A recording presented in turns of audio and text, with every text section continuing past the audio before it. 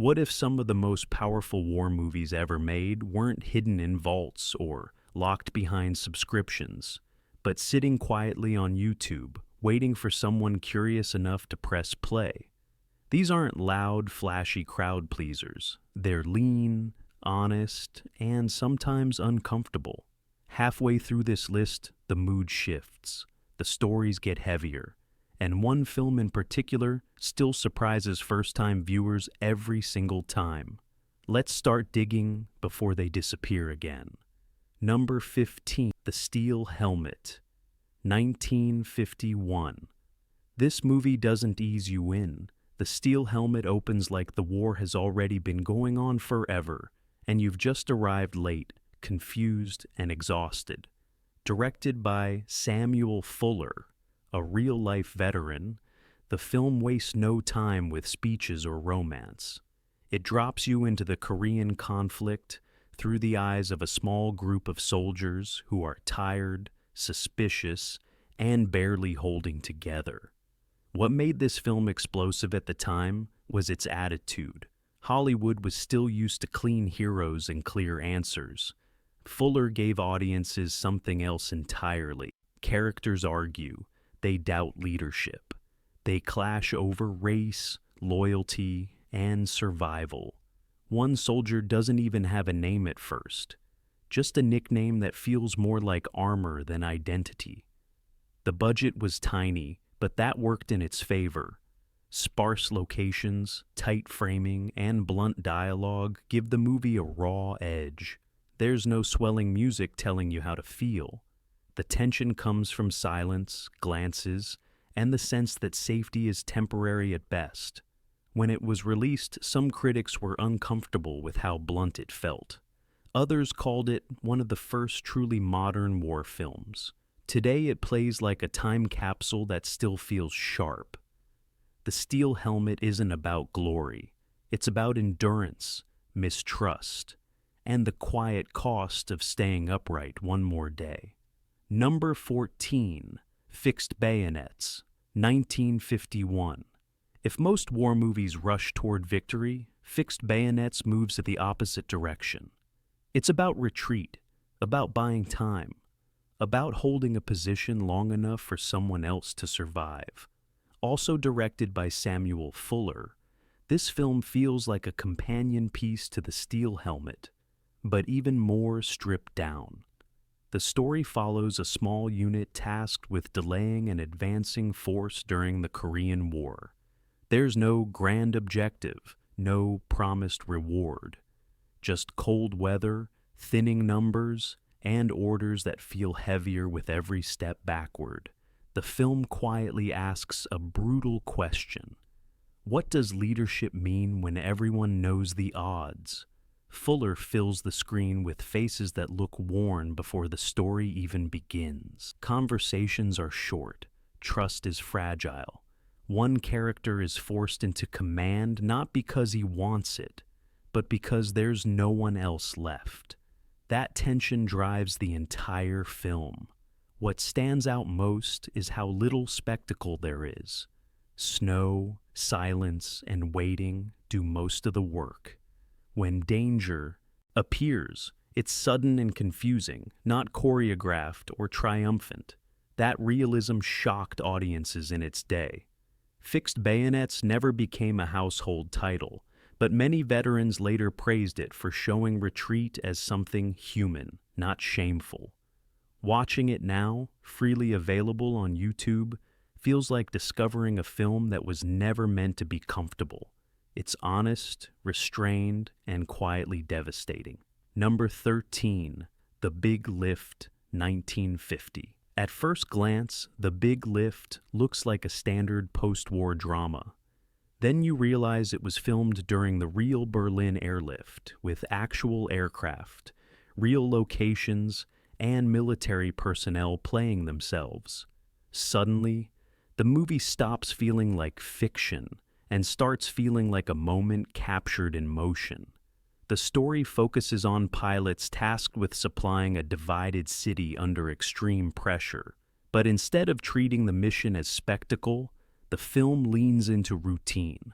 long hours, repetition, small mistakes that carry big consequences. Romance appears, but it never takes over. The job always comes first. Director George Seaton chose realism over polish. Real airfields replace studio sets. Real Berlin streets fill the background. The city itself becomes a character, tired but unbroken. There's an almost documentary calm to the pacing, which makes the emotional moments land harder. At the time, some viewers found the film understated. They expected more drama. What they got instead was authenticity. Over the years, historians praised The Big Lift for preserving a rarely dramatized chapter of history without exaggeration. Watching it now feels oddly intimate. You're not watching history being explained. You're watching it happen, one flight at a time. It's a reminder that some of the most important moments don't look dramatic while they're happening. They just feel necessary.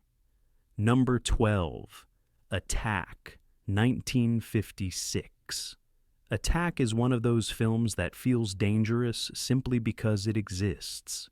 Released in the mid-1950s, it openly challenged the idea that authority always deserves loyalty. Set during the final days of the Second World War, the story follows a small group of American soldiers stuck under the command of an officer whose fear puts everyone at risk. What makes Attack so uncomfortable is its directness. The film doesn't soften its message. Cowardice at the top has consequences, and blind obedience doesn't make those consequences disappear. Jack Palance delivers a performance so intense it feels like it's vibrating off the screen. Behind the scenes, the film faced serious resistance. The military refused to cooperate. Studios were nervous. Directors and writers argued over how far they could go. In the end, the movie pushed through, and that tension shows in every scene. There's no easy release here, no neat resolution. The final moments leave you sitting with the weight of choices made too late. Attack was divisive on release and quietly respected over time. Finding it freely available now feels almost ironic. A film once considered too confrontational now sits quietly online, waiting for viewers ready to question the stories they've been told about leadership and courage. Number 11, Beach Red, 1967. Beach Red doesn't tell a war story in straight lines. It fractures time, memory, and perspective, mirroring how trauma actually works. Directed by Cornel Wilde, the film follows American troops during a Pacific Island landing, but constantly slips into flashbacks, inner thoughts, and moments of reflection. This wasn't how war movies were supposed to look in the 1960s. There's color, beauty, and sudden stillness mixed with chaos. Characters remember home, doubt their purpose, and question what any of it means while events continue moving forward.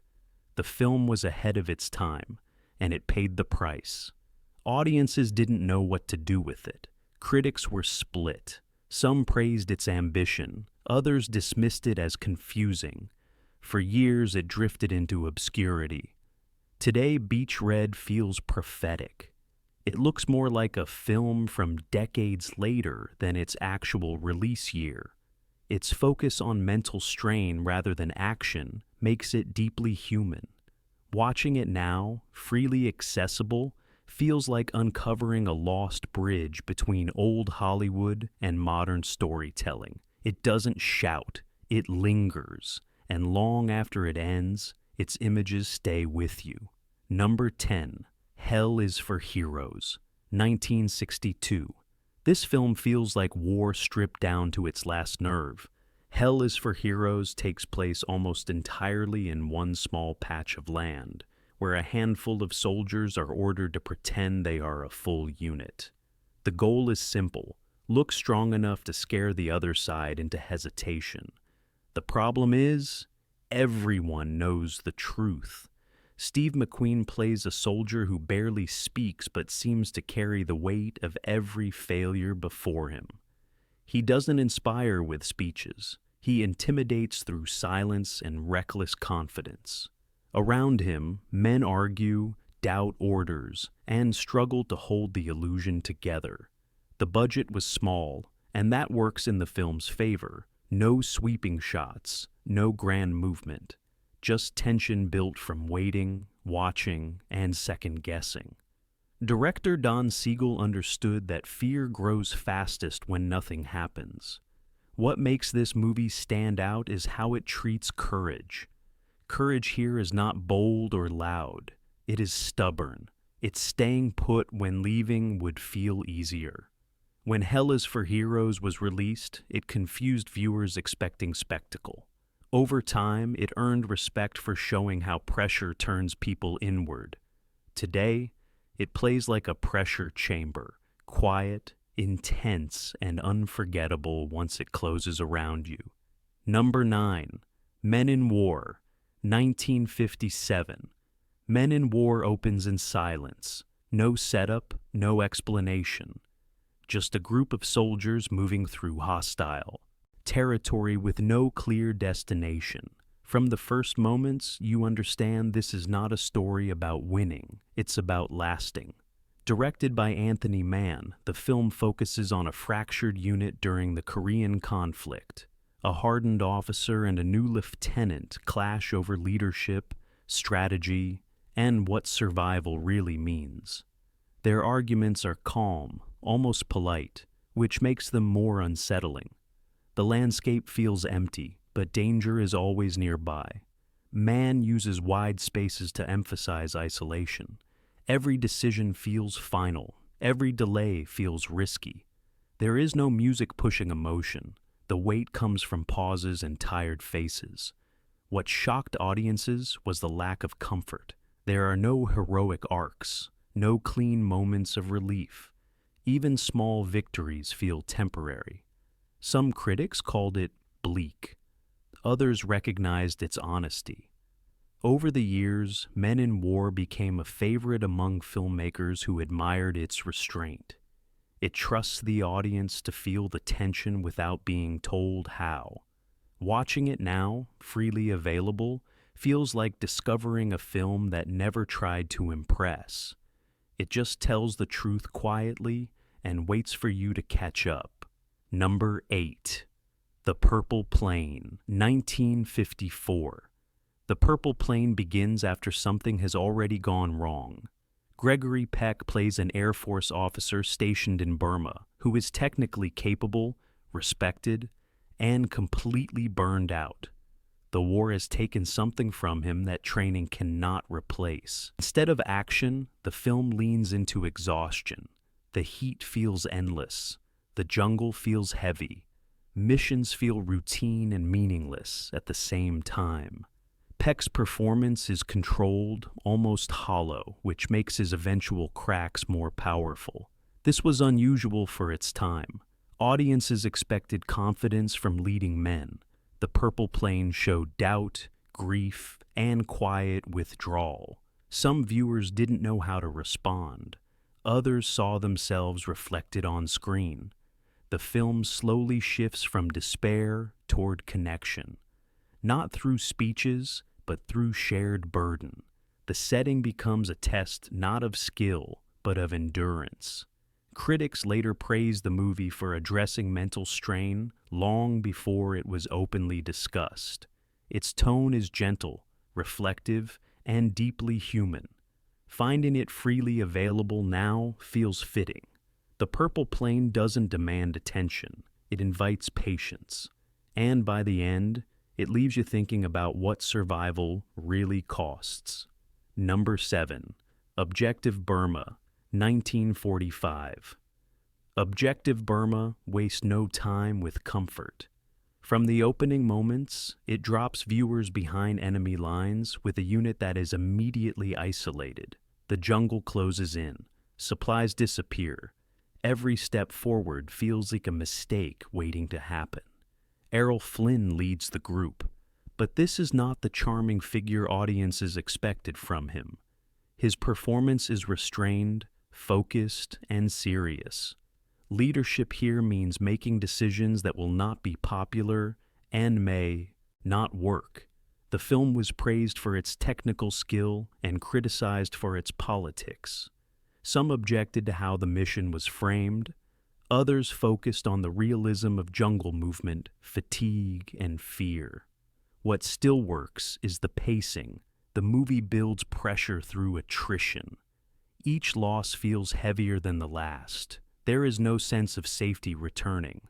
Objective Burma became influential despite controversy.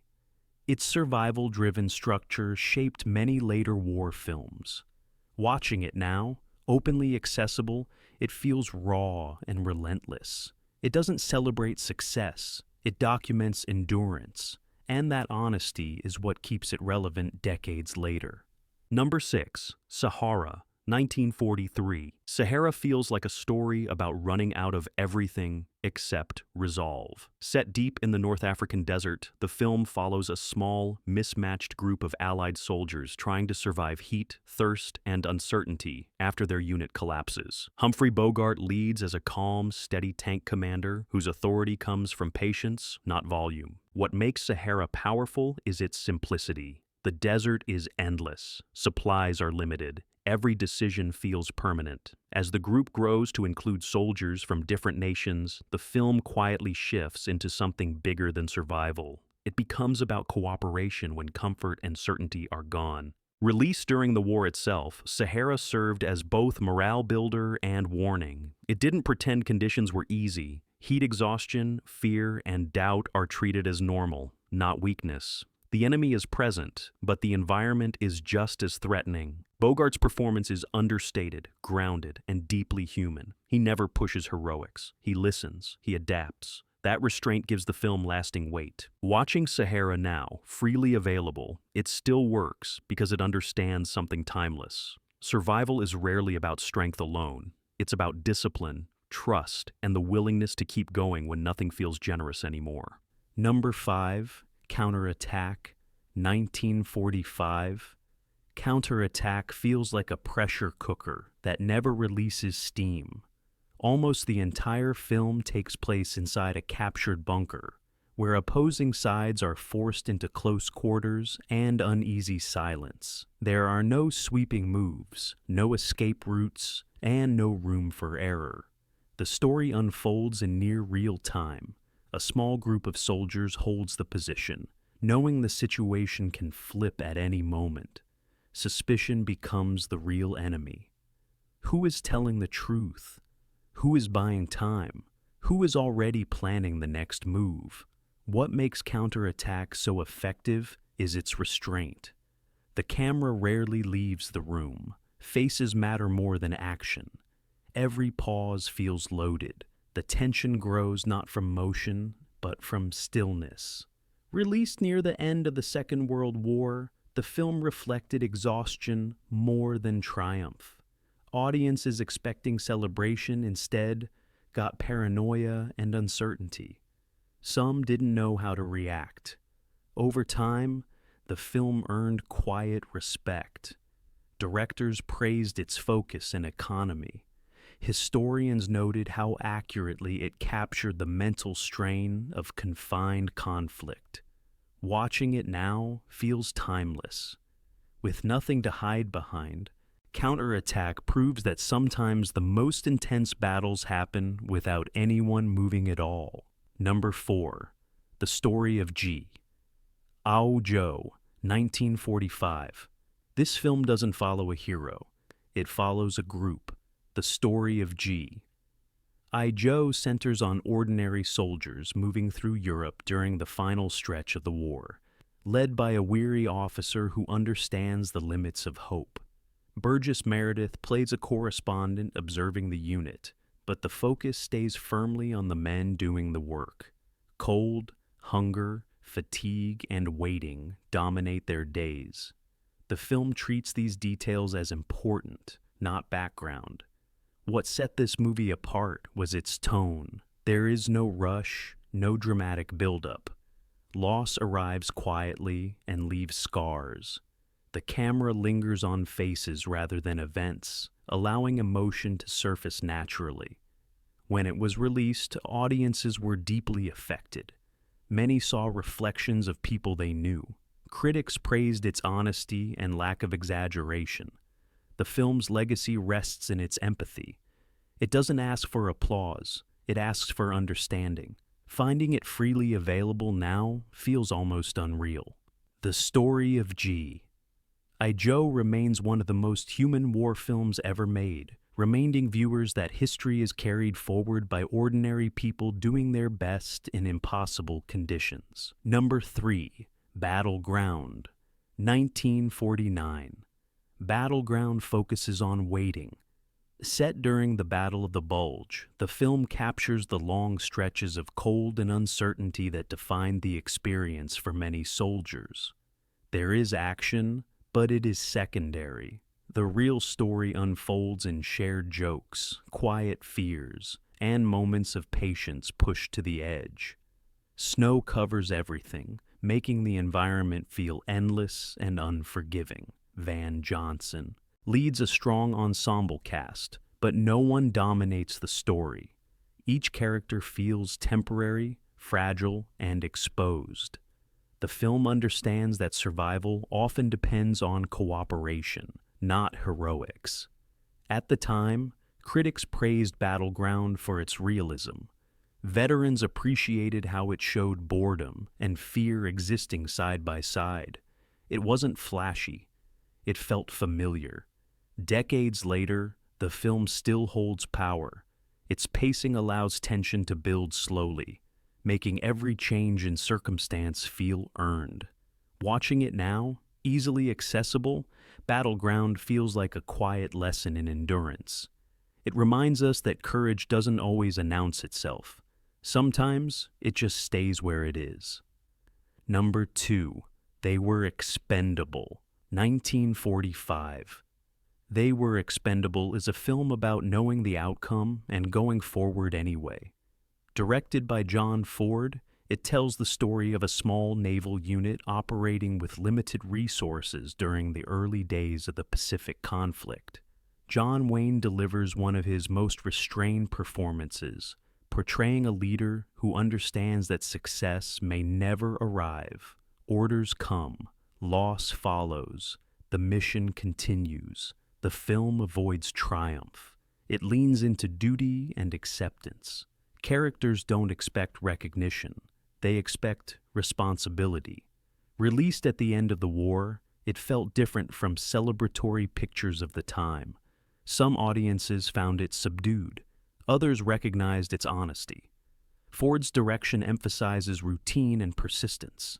The sea feels vast. Support feels distant. Decisions feel heavy. Today, the film stands as a meditation on sacrifice without reward. Watching it now feels quietly powerful. It honors effort rather than outcome, and respects those who carried on without guarantees. Number 1. Guadalcanal Diary, 1943. At the top of the list is a film that captures the slow grind of war better than almost anything made during its era. Guadalcanal Diary is not about a single hero or a single mission. It's about a group of Marines learning how long days can feel when progress comes inch by inch. Based on real journal entries, the film follows a unit during the early Pacific campaign. The jungle feels heavy, nights feel endless, waiting becomes the dominant emotion, battles are brief and confusing. Recovery is rare. What made this film special was its honesty. Released while the conflict was still ongoing, it avoided exaggeration. Characters joke, complain, and struggle with boredom as much as danger. Leadership is shown as practical rather than inspirational. The film helped shape how later war movies treated realism. It understood that the hardest part is often persistence, staying alert, staying together, staying human. Audiences at the time recognized its truth. Veterans later confirmed it. Guadalcanal Diary didn't glorify, it documented. Watching it now, openly accessible, it still holds quiet authority. It reminds you that history is built not just on famous moments, but on long stretches of effort that never make headlines. That's why it earns the top spot. So if you thought every great war movie was locked behind a paywall or buried in history, now you know better. These films didn't fade because they were weak. They faded because they were honest. They asked hard questions and refused easy answers. Which one surprised you most? Which one hit harder than expected? Drop your thoughts below. Share this with someone who loves real cinema. And remember, sometimes the most powerful stories are the ones hiding in plain sight.